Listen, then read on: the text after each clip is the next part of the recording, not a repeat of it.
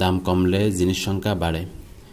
এক্ষেত্রে আমরা সূত্র ব্যবহার করব p/n minus p/n plus n1 is equal to p1, যেখানে p হচ্ছে প্রাথমিক মূল্য বা মোট টাকা, p1 পরিবর্তিত মূল্য বা টাকা, n হচ্ছে মোট সংখ্যা বা প্রাথমিক সংখ্যা, n1 হচ্ছে বৃদ্ধিপ্রাপ্ত বা পরিবর্তিত সংখ্যা।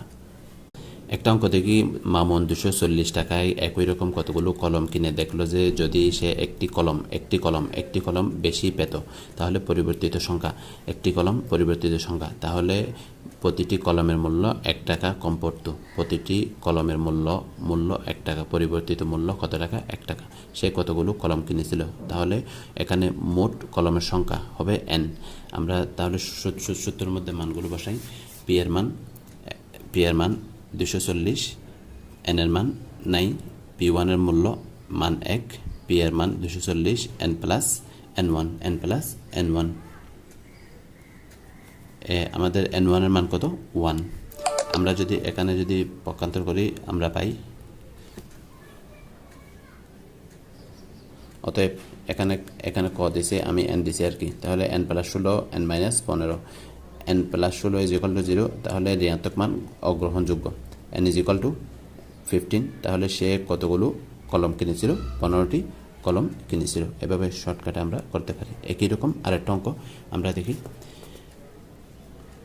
করিম 120 টাকা দিয়ে কিছু কলম কিনে আনে।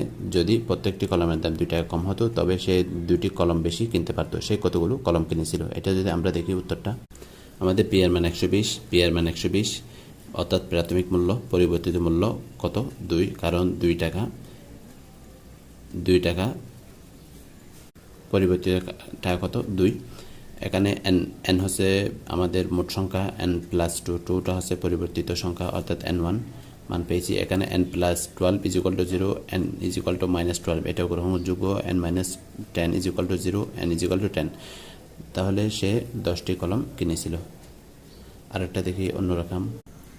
সুমনের কাছে যে টাকা আছে তা দিয়ে সে 18টি ডাক টিকিট ক্রয় করতে পারে। যদি প্রতিটি ডাক টিকিটের মূল্য 4 টাকা হতো তাহলে সে আরও 2টি ডাক টিকিট বেশি ক্রয় করতে পারত। তার কাছে কত টাকা আছে? এখানে ডাক টিকিটের মূল্য 4 টাকা কম হতো, মানে ডাক টিকিটের মূল্য 4 টাকা কমে গেলে পরিবর্তিত টাকা কত? 4 টাকা। পরিবর্তিত টিকিট সংখ্যা কত? 2। এখানে মোট টিকিট 18টি। পি এর মান নির্ণয় করতে হবে। আমরা দেখি শর্টকাট। পি এর মান নির্ণয় করতে হবে। n হচ্ছে 18 প্রাথমিক, তারপর p1 হচ্ছে পরিবর্তিত টাকা হচ্ছে 4, অর্থাৎ মূল্য 4 টাকা কমে গেছে। p মান নির্ণয় করতে হবে n প্লাস n1